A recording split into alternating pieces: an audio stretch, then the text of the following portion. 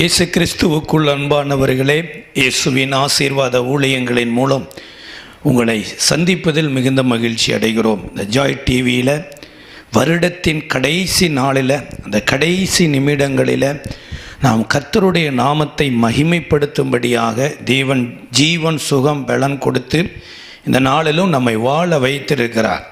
இந்த வருடத்தை சந்தித்த எத்தனையோ பேர் இந்த வருடத்தின் கடைசியில் இல்லை. எத்தனையோ குடும்பங்கள் தலைவர்களை இழந்திருக்குது.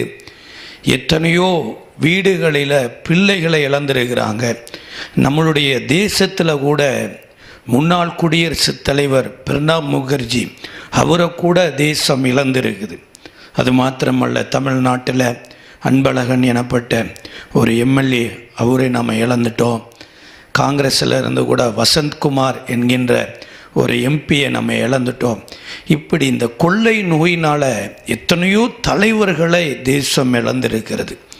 அதாவது மதம், மொழி, பாஷைகள் கடந்து பாடல்கள் நல்லா பாடின அருமையான எஸ்பி பாலசுப்ரமணியம் ஐயாவை தேசத்தில் நம்ம இழந்திருக்கிறோம். இப்படி எத்தனையோ தலைவர்கள் இந்த வருடத்தில் கடந்து போனாங்க. ஆவிக்குரிய வாழ்க்கையிலும் கூட ஜேஜேஒய் அருள் என்கின்ற ஒரு தேவ மனிதரை இழந்துட்டோம். இன்னும் எத்தனையோ பரிசுத்தவான்களை தேசத்தில் இழந்தோம். எத்தனையோ சபை போதகர்களை இழந்து இப்படி அநேகர் இந்த வருடத்தில் இந்த கொரோனா வியாதியினால் பாதிக்கப்பட்டு மரணத்துக்குள்ளே போயிட்டாங்க. கர்த்தர் உங்களையும் என்னையும் ஜீவன் சுகம் பலன் கொடுத்து இந்த வருடத்தின் கடைசி நாளுக்குள் பிரவேசிக்க பண்ணியிருக்கிறார்னா நம்ம கர்த்தருடைய நாமத்தை மகிமைப்படுத்தணும். இப்படி இந்த நாளிலும் தேவ நாமத்தின் மகிமைக்காக ஒரு சில வார்த்தைகளை நாம் தியானித்து நாம் ஜெபிக்க இருக்கிறோம். இந்த நாளிலும் தியானத்திற்கென்று சங்கீத புஸ்தகம் 103 சங்கீதம் 2வது வசனம், என் ஆத்துமாவே கர்த்தரை சோதரி, அவர் செய்த சகல உபகாரங்களையும் மறவாதே. அதாவது தாவீது தன்னுடைய மனைவிக்கு சொல்லலை, தன்னுடைய பிள்ளைகளுக்கு சொல்லலை, இன்னி சொல்ல போனால் தன்னுடைய படையில் இருக்கிறவங்களுக்கு சொல்லலை, தன்னுடைய தேசத்து மக்களுக்கும் சொல்லலை. தாவீது அவருடைய ஆத்துமாவுக்கு சொல்லுகிறார். நம்மளுடைய தேசத்தினுடைய பிரைம் மினிஸ்டர் கணத்திற்குரிய நரேந்திர மோடி ஐயா அவர்கள் கூட மாதத்துக்கு ஒரு முறை மன் கி பாத் அப்படிங்கிற ஒரு நிகழ்ச்சியை இணையதளத்தின் மூலமாக ஒவ்வொரு மாநிலத்திற்கும் கொண்டு செல்லுகிறார். அதாவது அவருடைய மனதில் தோன்றியதை உலகத்துக்குள்ளே கொண்டு போகிறார். ஆனால் தேவனால் அபிஷேகம் பண்ணப்பட்டு தேவனுடைய இருதயத்துக்கு ஏற்ற தாவீது அவருடைய விஷயத்தை உலகத்துக்கு கொண்டு போகல, தேவனுடைய விஷயத்தை அவர் மனதுக்குள்ளே கொண்டு போகிறார். என்ன சொல்கிறாருன்னா, என் ஆத்துமாவே ஹே மேரே மண் யெகோவா கோ ஸ்துதி கரோ அப்படின்னு இந்தியில் சொல்லுது. அப்படின்னா என் ஆத்துமாவே கர்த்தரை ஸ்தோத்திரி. ஏன் கர்த்தரை ஸ்தோத்தரிக்கணும்? கர்த்தரை ஏன் ஸ்தோத்தரிக்கணும்? கர்த்தர் ஸ்தோத்திரத்துக்குரியவராக இருக்கலாலுமே நான் ஏன் கர்த்தரை ஸ்தோத்தரிக்கணும் அப்படின்னா, கீழே சொல்லப்பட்டிருக்குது, அவர் எனக்கு உபகாரங்களை செய்தார். ஒவ்வொருவருக்கும் உபகாரம் செய்திருக்கிறாருங்க. இந்த வருடத்தில் ஒவ்வொரு மாதமும் கர்த்தர் உங்களுக்கு உபகாரம் செய்திருக்கிறார். என்னென்ன உபகாரம் செய்தார் என்பதை நம்ம பார்ப்பதற்கு முன்பாக, உபகாரம் என்பது தமிழில் உபகாரம்னு வருது. அது மொழிபெயர்ப்பில் நிறைய மொழிபெயர்ப்பு எப்படி சொல்லுதுன்னா, அவர் ஹெல்ப் பண்ணினார் அப்படிங்குது. ஆனால் ரியலாக என்ன சொன்னார்னா, தேவனுடைய பெனிஃபிட், தேவன் நமக்கு ஒரு பெரிய ஒரு பெனிஃபிட்டு கொடுத்துருக்கிறார். இந்த பெனிஃபிட்னால தான் நம்ம என்ன பண்ணி கொண்டு இருக்கிறோம், இன்றைக்கு வாழ்ந்து கொண்டு இருக்கிறோம். தேவன் செய்த உபகாரங்களை இந்த வருடத்தின் கடைசியில், கடைசி நிமிடத்தில் ஆத்துமாவினிடத்தில் சொல்லணும். தேவன் என்னென்ன உபகாரம் செய்தார் ஆத்துமாவுக்கு, அதாவது என் ஆத்துமாவுக்கு தேவன் என்ன உபகாரம் செய்தார் என்பது தனி மனிதன் தன்னை படைத்த இறைவனுக்கு செலுத்த வேண்டிய ஒரு நன்றி பலிகள். இன்றைக்கு எல்லாம் மற்றவங்களை செய்யுங்க, அதை செய்யுங்க, இதை செய்யுங்கன்னு சொல்லுகிற நம்ம நம்முடைய சோல், நம்மளுடைய ஆத்மா, நம்மாரா மண், என்னுடைய மனதை நான் என்ன பண்ணணும்னா தேவனுக்கு நேராக ஏறெடுக்கணுமாமா. இதைத்தான் தாவீது சொல்றார். என்னென்ன உபகாரங்கள் செய்தார் அப்படிங்கிறதுக்கு முன்னாடி சில நேரம் நம்ம உபகாரங்களை மறந்து விடுகிறோம். இந்த பூமியே மறதியின் பூமி என்று சொல்லப்பட்டிருக்குது. இந்த மறதியின் பூமியில் நீங்களும் நானும் வாழ்ந்து கொண்டு இருக்கிறதுனால தேவன் செய்த உபகாரங்கள் நம்ம மறந்து நாம தேவனுக்கு செய்தது மாத்திரம் நம்ம மனதில் இருக்கும் பாருங்க.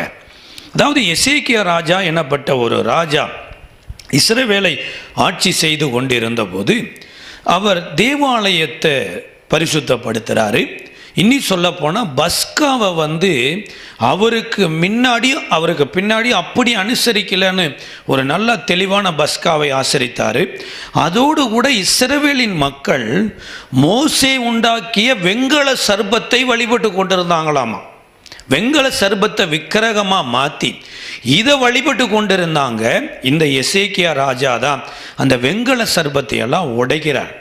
உடைச்சு கர்த்தர் ஒருவரே ஆராதனைக்குரியவர் என்பதை ஜனங்களுக்கு டிக்ளேர் பண்ணினார். இப்பேற்பட்ட எசேக்கியா ராஜா வியாதிப்பட்டுட்டார். வியாதிப்பட்ட உடனேயே ஏசாயா தீர்க்கதரிசியின் மூலமாக எசேக்கியா ராஜாவுக்கு சொல்லப்படுகிறது, உன் வீட்டு காரியங்களை ஒழுங்குபடுத்து, நீ பிழைக்க மாட்டாய் அப்படின்னாச்சு. இப்போ தான் எசேக்கியா ராஜா சுவர்புறமாக பார்த்து அழுகிறார். ஏன் சுவர்புறமாக பார்த்து அழுதாருன்னா, எருசலேமின் பாத்திரத்தை தவறுதலாய் பயன்படுத்தின பாபிலோன் ராஜாவுக்கு விரோதமாக கர்த்தருடைய விரல் சுவற்றில் எழுதியது. எருசலேம் பாத்திரத்தை தவறுதலாக பயன்படுத்தினதுனால நீ ராஜ்யத்தை நின்று தள்ளப்படுவாய்னு சுவற்றில் எழுதப்பட்டுச்சு. ஆனால் இவர் எருசலேமை பழுது பார்த்து கட்டினார்.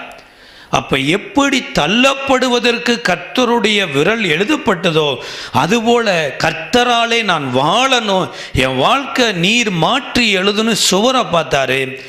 ஏசாயா தீர்க்கதரிசி உப்பரிகையிலிருந்து கீழே வர்றக்குள்ளேயும் கர்த்தருடைய வார்த்தை ஏசாயா தீர்க்கதரிசிக்கு வருது. எசேக்கியாவினுடைய விண்ணப்பத்தை கேட்டேன், அவருடைய கண்ணீரை கண்டேன், அதனால் அவருக்கு நான் ஆயுசு நாட்களை கூட்டி கொடுக்குறேன்னு திரும்ப போய் சொல்லு அப்படிங்கிறார். அதன்படி ஏசாயா தீர்க்கதரிசி எசேக்கியாவின் இடத்துல ஐயா உன்னுடைய விண்ணப்பம் கேட்கப்பட்டது, உன்னுடைய கண்ணீரை கர்த்தர் பார்த்தாரு, உமக்கு 15 வருடத்தை கூட்டி கொடுக்கிறார் கர்த்தர் அப்படி என்று சொன்ன உடனேயே எசேக்கியா இதை நம்பல. ஏன்னா ஒருவேளை ராஜாவினுடைய இருதயத்தை கூல் பண்ணுற மாதிரி கூட இன்றைக்கு யாராவது சாமியார்கள் எழும்புவாங்க, ஊழியக்காரங்க எழும்புவாங்க. அதனால் ஏசாயாவை இதை நான் எப்படி அறிவேன் அப்படின்ன போது ஏசாயா கேட்குறாரு, கடிகாரத்தின் பாகை 12 மணி நேரம் முன்னாடி சுத்தணுமா 12 மணி நேரம் பின்னாடி சுத்தணுமா, யூ சூஸ், நீ தேர்ந்தெடுத்து கொள்ளலாம் ராஜாவேன்ன போது எசேக்கியா ராஜா சொல்கிறாரு, முன்னாடி வேகமாக சுத்தறதுக்கு வாய்ப்பு உண்டு, எனக்கு 12 மணி நேரம் கடிகாரம் பின்னாடி சுத்தணும்ன போது ஒரு மனிதனுடைய விண்ணப்பத்தை கேட்டு தேவன் 12 மணி நேரம் ரிவேஸில் சுத்தும்படியாக செய்தாராமா. இப்படி எசேக்கியா ராஜா கர்த்தராலே 15 வருடம், அதாவது மரணத்துக்கு நியமிக்கப்பட்ட மனிதன் ஜெபத்தின் மூலமாய் பிழைத்து கொண்டான். அதே போல இந்த வருடத்தில் எத்தனையோ பேர் மரணத்துக்கு நியமிக்கப்பட்டு மருத்துவமனைக்கு போய் வீடு திரும்ப முடியாது என்கின்ற நிலைமையில் இருந்த ஒவ்வொருவரையும் கர்த்தர் தப்புவித்து இன்றைக்கு இந்த லைவ்ல பார்த்து கொண்டு இருக்கும்படியாக தேவன் உங்களுக்கு உபகாரம் செய்திருக்கிறார். எத்தனையோ பேர், அதாவது தேவனால மரணத்துக்கு நிர்ணயிக்கப்பட்ட ஒரு மனிதன் தேவனாலே மரணத்திலிருந்து தப்பு வைக்கப்பட்டு வாழ்ந்து கொண்டு இருக்கிறார். எவ்வளவு பெரிய பாக்கியம் பாருங்களேன்.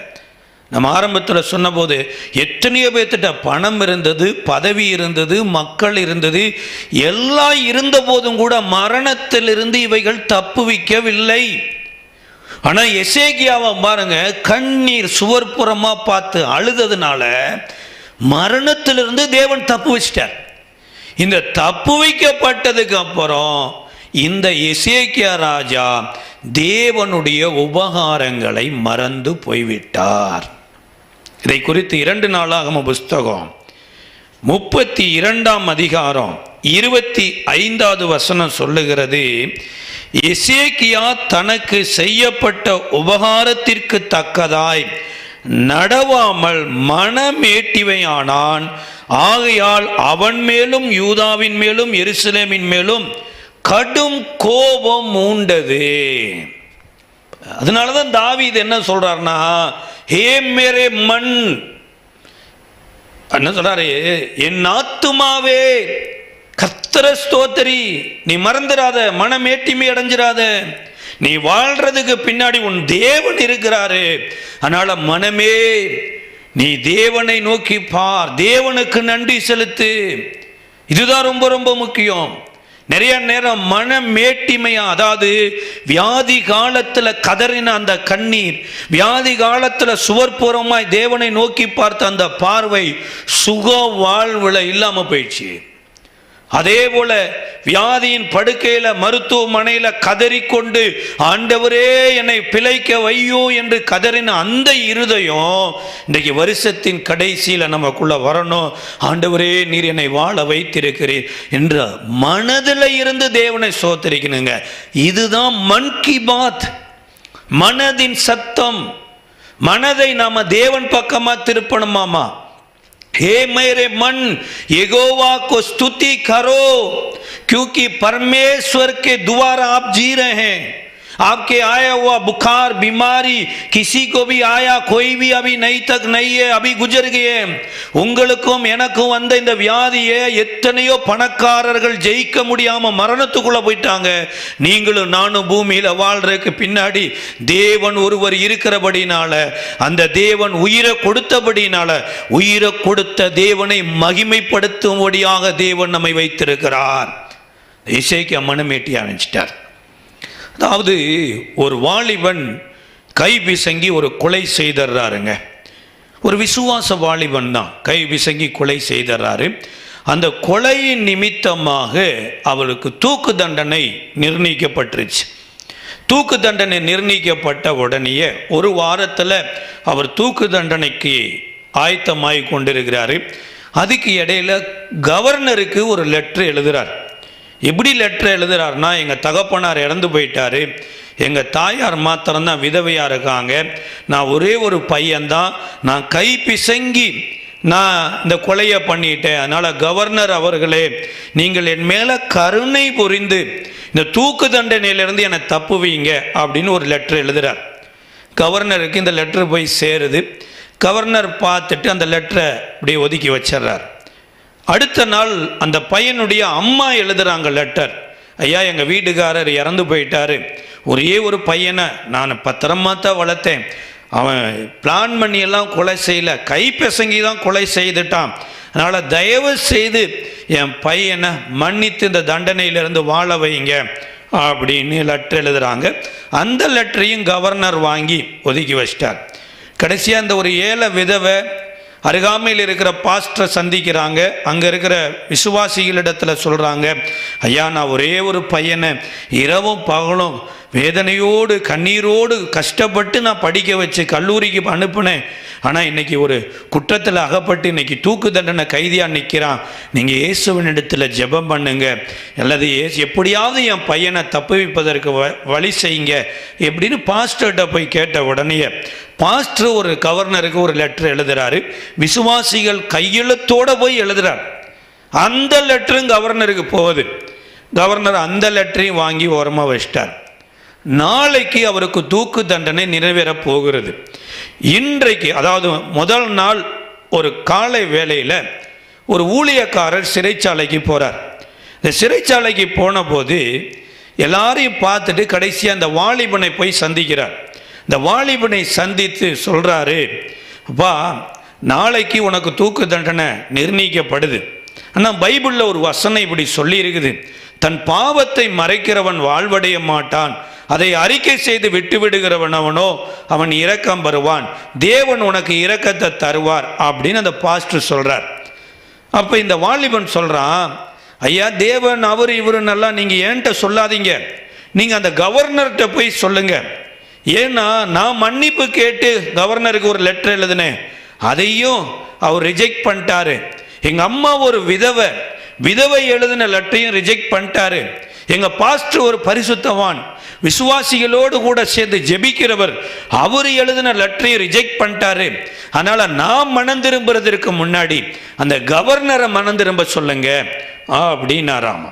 இப்போ பாஸ்டர் சொல்கிறாரு, அப்பா கர்த்தர் கவர்னரை காட்டிலும் பெரியவர், உன்னால் இந்த மரணத்துக்கு தப்புவிப்பதற்கு தேவனிடத்தில் இரக்கத்தை பெற முடியும், உன் பாவத்தை அறிக்கை செய்து நீ இரக்கம் விடுப்பா, வாழ்வடைவாய் அப்படின்ன போது அப்போ அவர் சொல்கிறாரு, நாளைக்கு தான் எனக்கு தூக்கு தண்டனை நிர்ணயம் ஆயிருச்சே, நான் எதுக்கு மன்னிப்பு பெற்றுக்கொள்ளணும், நான் ஏன் பாவம் மன்னிப்பு பெறணும், சாகிறது மரணத்தில் அப்படியே போயிடலாம் அப்படின்னு அவன் இறுதிய கடினமாகவே இருந்துட்டான். போய் நீங்கள் அப்படி ஏதாவது மன்னிப்பு வேணுமா இருந்தால் என்ன மாதிரி வாலிபன் இறந்து போகிறதற்கு இந்த மாதிரி கவர்னர்கள் தான் காரணம், அதனால் அவரை மனம் திரும்ப சொல்லுங்கன்னு சொல்லி அனுப்பிச்சிட்டார். இப்போ அவர் வெளியே வந்துட்டார். வெளியே சிறிது நேரத்தில் அந்த சிறைச்சாலையில் வயதான சில பேர் வர்றாங்க. அந்த வாலிபனை பார்த்துட்டு, உனக்கு கிடைச்ச பெரிய ஒரு ஆப்பர்ச்சுனிட்டிப்பா, பெரிய ஒரு பாக்கியவான் நீ அப்படின்னு கையெல்லாம் கொடுக்குறாங்க. இவனுக்கு ஒன்றுமே புரியல. கடைசியாக விசாரித்த போது, என்னையா நடந்தது, என்ன யார் அவர் உன்னை என்ன பேசிட்டு போனார் அப்படின்னா, அவர் ஏதோ ஒரு பாஸ்டராம்மா, மனம் திரும்பினா ரட்சிக்கப்பட்டுருவா, பாவம் மன்னிப்பு கிடைக்கும், வாழ்வு கிடைக்கும்னு சொல்லிட்டு போகிறாரு. நான் அவன் தண்டனையிலேருந்து தப்பி வைக்கிறதுக்கு என்ன பண்ணுறதுன்னு யோசிச்சுக்கிட்டு இருந்தா, இப்போ பாவம் மன்னிப்பு அது நிச்சயம் பரலோகம் அப்படின்ட்டு இருக்கிறாரு அப்படின்னோடனே அப்போ அந்த வயோதிபர்கள் சொன்னாங்களாம்மா, போன ஒரு கவர்னரியா, உன்னை சந்திச்சவர் நம்ம தேசத்தினுடைய கவர்னரியா, உன்னுடைய விண்ணப்பத்தை அவர் கேட்டாரு, உன் தாயாருடைய விண்ணப்பத்தை கேட்டாரு, உங்க பாஸ்டருடைய விண்ணப்பத்தை கேட்டாரு. அதனால ஒரு போதகரை போல உன்னை சந்திச்சு, நீ வெளியே போகும்போது நல்லவனா போகணும், பாவ மன்னிப்பு பெற்று போகணும்னு உன்னை விடுதலையாக்க வந்தாரியா, நீ என்னையா பேசுன அப்படின்னு அவன் வாழ்க்கையை உடைஞ்சு, எனக்கு ஒரு நல்ல ஒரு ஆப்பர்ச்சுனிட்டி கிடைச்சதே, நான் அறிவில்லாமல் நான் சங்காரம் ஆகிறேனே என்று சொல்லி அழுதானாமா. மறாவது நாள் அவனை தூக்கு மேடைக்கு முன்னாடி நிற்கிறாங்க. கடைசியாக ஒரு வாய்ப்பு கொடுக்கப்படுது. எப்பா நீ கொஞ்ச நேரம் பேசலான போது அவன் சொன்னான், நான் பாவத்தின் நிமித்தமாக சாகலை, நான் கொலையின் நிமித்தமாக தூக்கு தண்டனை கைதியாக போகலை, எனக்கு கிடைத்த சந்தர்ப்பத்தை என் அறிவில்லாமையினால இழந்தபடியினால நான் தூக்கு மரத்தில் ஏறுகிறேன். அதனால் எல்லாருக்கும் நான் சொல்லிக்கொள்ளுகிற காரியம், தேவன் உயிரோடு கூட இருக்கிறார், பாவத்தை அறிக்கை செய்து விட்டு விடுகிற ஒவ்வொருவரும் இரக்கம் பெறுவார்கள் என்று தூக்கும் மரத்தில் மரணத்துக்கு முன்னாடி தூக்கு தண்டனை கைதியாய் மாறி போனானாமா.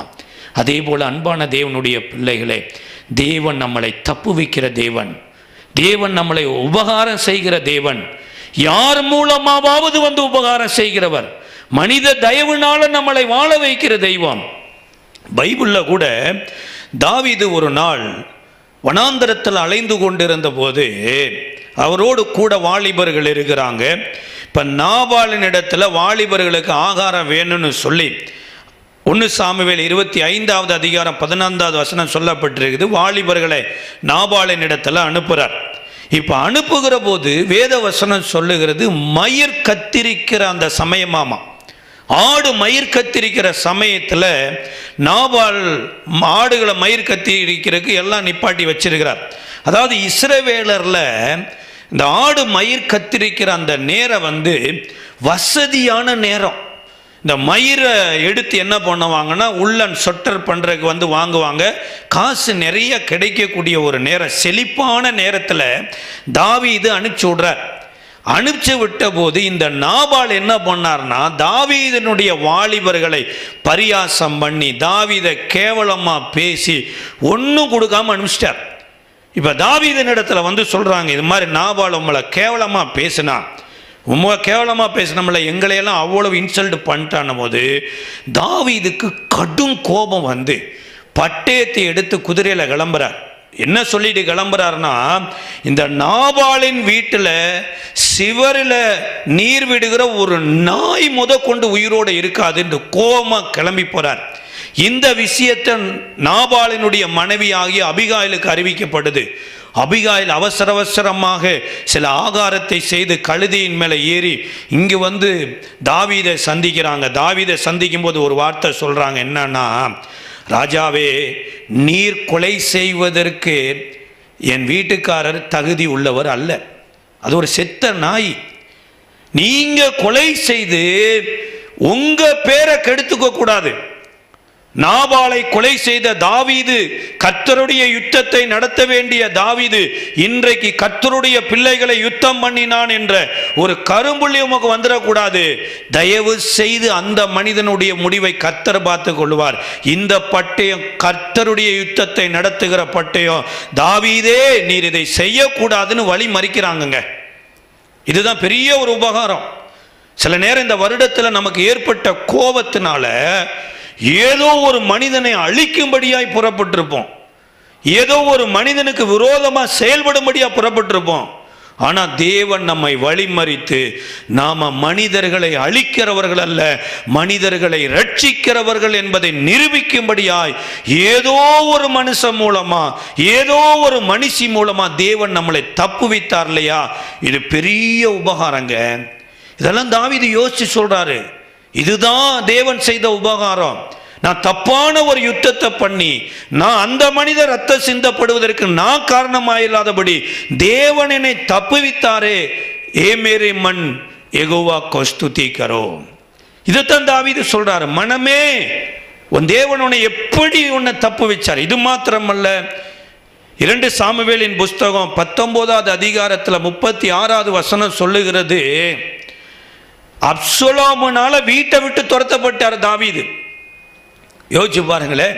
அப்சலோம் யாருன்னா சொந்த மகன். சொந்த மகனாலே அப்பா வனாந்தரத்துக்கு ஓடி வந்துட்டார். சிமேயி எனப்பட்டவன் தூட்டி திரிகிறான். இவைகளின் நடுவில் பர்சீலா எனப்பட்ட ஒரு மனிதனை கர்த்தர் எழுப்புறார். 80 வயது கொண்ட அந்த பர்சீலா தாவீதுக்கு தேவையான பயிர்களில் இருந்து, கட்டல்ல இருந்து, பொத்தி கொள்ளுவதற்கு போர்வையிலிருந்து, தண்ணியிலிருந்து எல்லாம் கொடுத்து உபசரிச்சாராமா. இந்த வருடத்தில் வேண்டியவர்கள் எல்லாம் விலகின போதும் எங்கிருந்தோ அட்ரஸ் தெரியாத மனிதர்களை கொண்டு இந்த வருடம் தேவன் உபசரிச்சார். பாருங்களேன், இது தேவன் செய்த கிருபை, தேவனுடைய உபகாரம். இதுதான் சொந்த பிள்ளை நம்மளை வெளியில் அனுப்புனது, தேவனால் தெரிந்து கொள்ளப்பட்ட பிள்ளை நம்மளை உபசரிச்சதாமா. இதை ஒரு நாள் மறந்து போய்விடக்கூடாது. இதனால தான் தாவீது சொல்றாரு, என் ஆத்துமாவே, என் ஆத்துமாவே. சில சர்ச்சில் பாஸ்டர் இது என் ஆத்துமான்னு சொல்றாரு. அந்த ஆத்துமாவை தாவீது சொல்லல. என் ஆத்துமா, என்னுடைய ஆத்துமா, எனக்கு தெரியும் என் தேவன் எனக்கு என்ன செய்தார் என்று.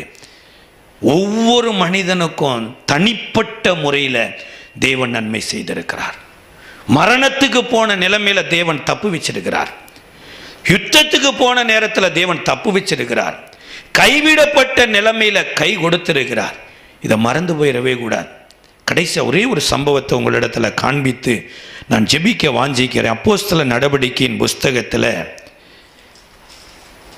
பேதுரு ஒரு சம்பவத்தை சொல்றார். அப்போஸ்தலர் நடவடிக்கையின் புஸ்தகம் 4ஆம் அதிகாரம் 9-10 வசனங்களில், பிணியாளியாய் இருந்த இந்த மனுஷனுக்கு செய்யப்பட்ட உபகாரத்தை குறித்து எதினாலே இவன் ஆரோக்கியமானான் என்று நீங்கள் இன்று என்னிடத்தில் விசாரித்து கேட்டால், உங்களால் சிலுவையில் அறையப்பட்டவரும் தேவனால் மரித்தோரிலிருந்து எழுப்பப்பட்டவருமாய் இருக்கிற நசரேனாகிய இயேசு கிறிஸ்துவின் நாமத்தினாலே இவன் உங்களுக்கு முன்பாக சொஸ்தமாய் நிற்கிறான் என்று உங்கள் எல்லோருக்கும், இஸ்ரவேலர் எல்லாருக்கும் தெரிந்திருக்க கடவது.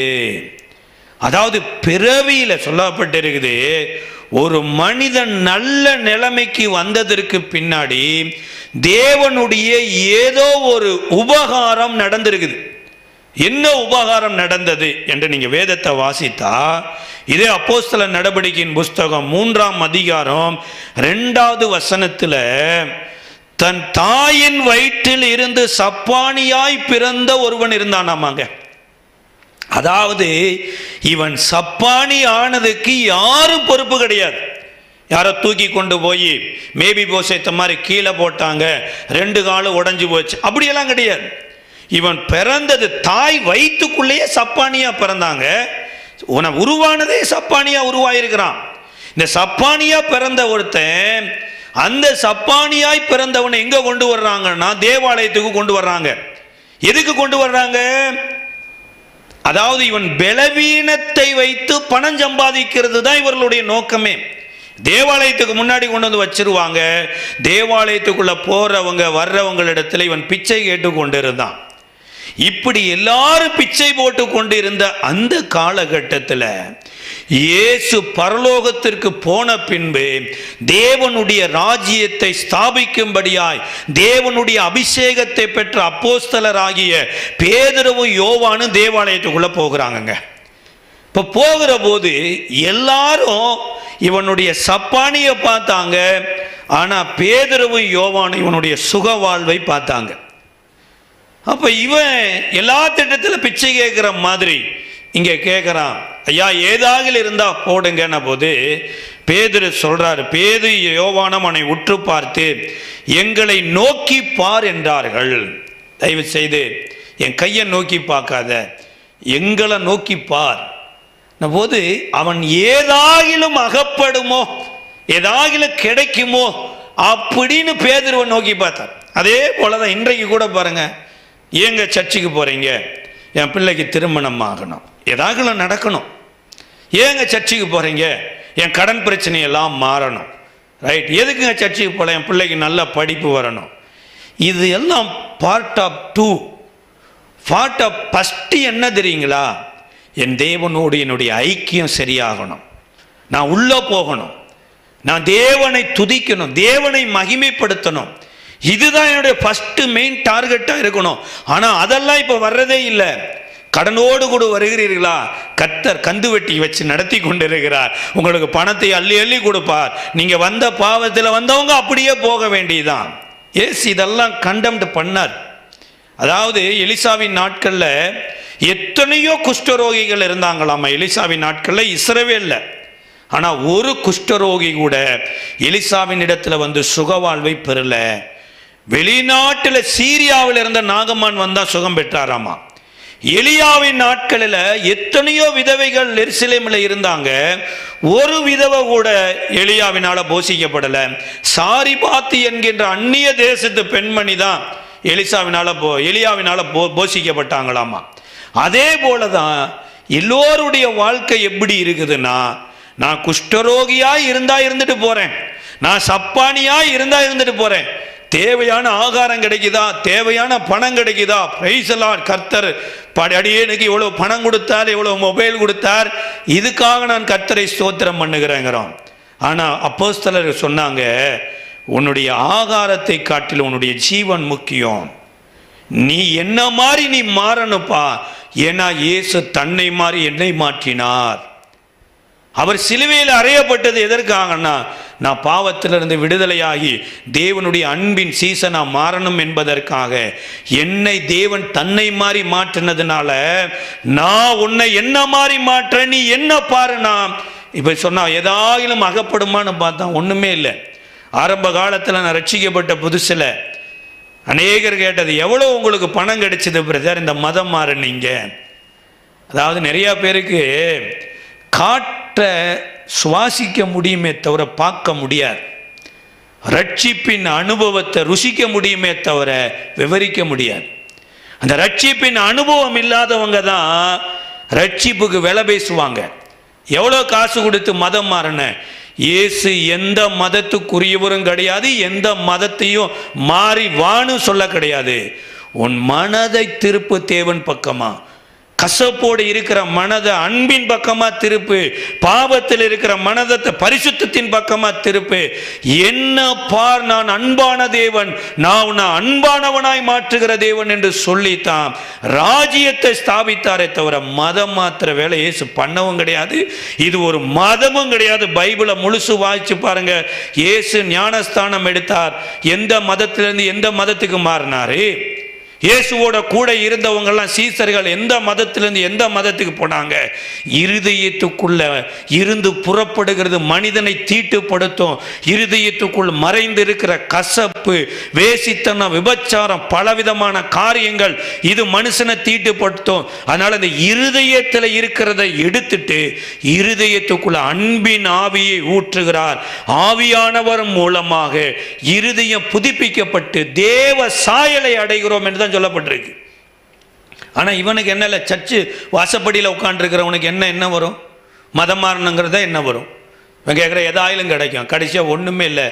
பேதுரு சொல்கிறாரு, வெள்ளியும் என்னிடத்தில் பொண்ணும் என்னிடத்தில் இல்லை, ஆனால் என்னிடத்தில் ஒன்று இருக்குது, இயேசு என்ன நாமம் இருக்குது. எழுந்து நடன, கையை பிடிச்சு தூக்கி நிறுத்தி வைத்தன. அவன் நின்று குதித்து துதித்து தேவனை மகிமைப்படுத்தி தேவாலயத்துக்குள்ள போயிட்டான். இதுதான் பெரிய பிரச்சனையாயிடுச்சு. இந்த உபகாரத்தை தான் பேதுரு எடுத்து சொல்றாரு. என்னன்னா, இந்த சப்பானியை நடக்க வைப்பதற்கு நடந்து திரிந்து கொண்டிருந்த இயேசு கல்வாரி சிலுவையில சப்பானியாய் தொங்கினார். இயேசு சிலுவையில தொங்கிக் கொண்டிருந்த போது எப்படி ஒரு சப்பானி நடக்க முடியாம இருந்த இடத்துல இருப்பானோ, அதே போல சப்பானியா இருந்த இவனை சுகமாக்கினது சப்பானியாய் மாறி நின்ற இயேசுவினால நடந்தது. நீங்கள் அவரை சிலுவையில் அறைந்த அந்த இயேசுதான் இவனை இன்று நடக்க வைத்திருக்கிறார். அன்பான தேவனுடைய பிள்ளைகளே, மனிதர் மேல இவ்வளவு அன்பு கூர்ந்த ஒரு ஆண்டவர் தேவ சமூகத்துக்குள்ள வர முடியாதபடி நியாயப்பிரமாணம் அங்க வீணம் உள்ளவர்களை எல்லாம் ஆசாரிப்பு கூடாரத்துக்குள்ள அலோட் பண்ணாது. ஆனா அந்த அங்க வீணத்தை ஆண்டவர் சுத்திகரிக்கும்படி தன் அங்கங்கள் எல்லாம் காயப்பட்டு சிலுவையில தொங்கிக் கொண்டிருந்தார். இவர் சப்பானியை போல சிலுவையில நின்றார். இவர்னாலதான் இவன் உள்ள வந்தான். அதே போல உங்களோடு பேசி கொண்டிருக்கிறேன் நானும் அவர்னால தான் உங்களோட பேசி கொண்டிருக்கிறேன்.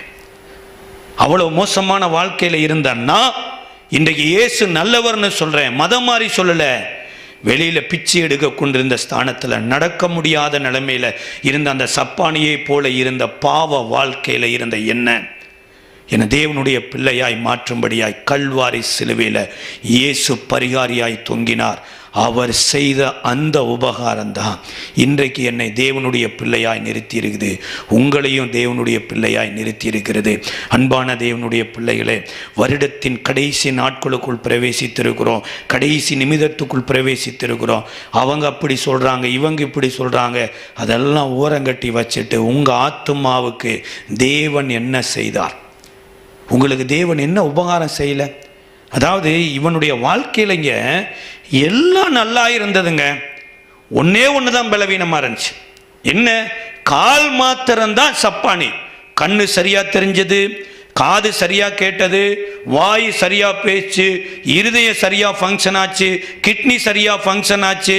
அவன் தேவாலயத்தில் வந்து பணம் கேட்கணுங்கிற ஒரு எண்ணமெல்லாம் மனதில் எல்லாம் ஒரு குழப்பம் இல்லை. ஒன்று என்னன்னா பலவீனம் காலில் தான். நிறைவானது எத்தனையோ நல்ல விஷயங்கள் அவனுக்குள்ள இருந்தது, அதெல்லாம் ஜனங்கள் அவனை போக்கஸ் பண்ணல. அவனுடைய பலவீனத்தை போக்கஸ் பண்ணி இன்னும் பலவீனமானவனாகவே உட்கார வச்சு பிச்சை எடுக்க வச்சிட்டாங்க.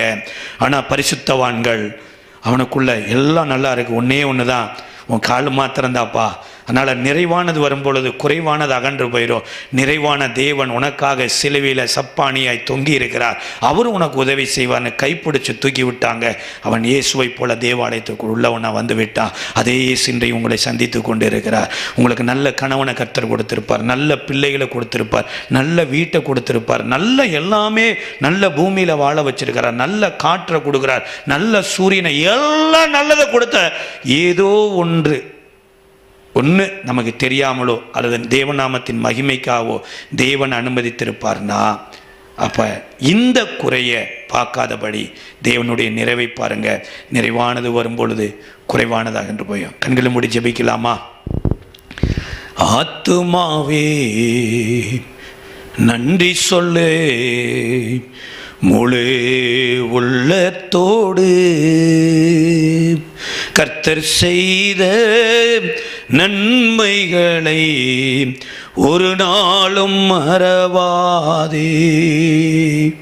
கிருபை நிறைந்த நல்ல ஆண்டவரே, ஆத்துமாவுக்கு நன்மை செய்த தேவன், பிரியமானவனே, உன் ஆத்துமா வாழ்கிறது போல எல்லாவற்றிலும் வாழ்ந்து சுகமாயிரு என்று சொன்ன தேவனே, ஆத்துமா கலிகூர்ந்து உமக்கு நன்றி செலுத்தும்படியாய் அப்படி நல்ல வார்த்தையை தந்தீரே, உமக்கு சோத்திரம்.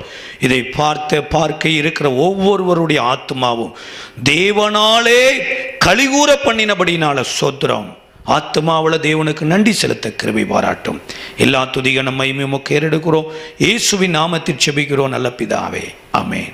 அமன்பான தேவனுடைய பிள்ளைகளே, வருகிற நியூ இயர் உங்களுக்கு அற்புதமாய் தேவனோடு கூட ஆரம்பிக்கிற நியூ இயராக இருக்கும். எங்களுடைய ஜாய் டிவியின் மூலமாக இனிய புத்தாண்டு நல்வாழ்த்துக்கள். God bless you. ஆமென்.